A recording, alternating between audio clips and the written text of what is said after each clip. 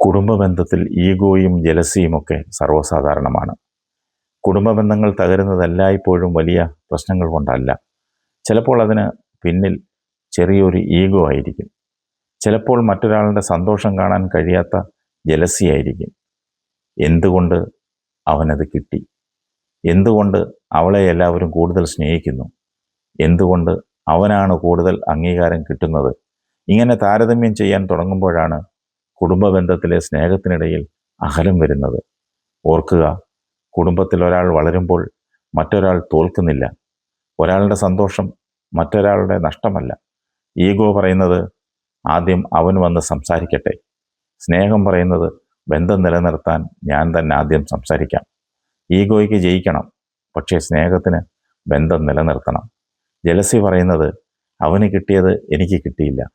പക്വത പറയുന്നത് അവന് കിട്ടിയതിൽ എനിക്കും സന്തോഷിക്കാം. ജീവിതത്തിൽ പണം നഷ്ടപ്പെട്ടാൽ തിരിച്ചു പിടിക്കാം, സ്വത്ത് നഷ്ടപ്പെട്ടാൽ വീണ്ടും സമ്പാദിക്കാം.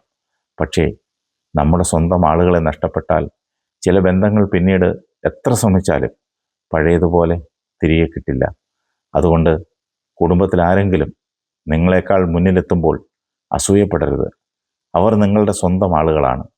ആരെങ്കിലും നിങ്ങളോട് തെറ്റ് ചെയ്താൽ എല്ലാ ബന്ധവും ഉപേക്ഷിക്കുന്നതിന് മുൻപ് ഒരുമിച്ചിരുന്ന് സംസാരിക്കണം.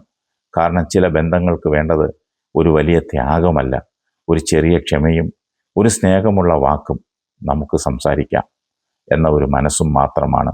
ഈഗോ കുറയ്ക്കുക, ജലസി മാറ്റിവെക്കുക, താരതമ്യം അവസാനിപ്പിക്കുക.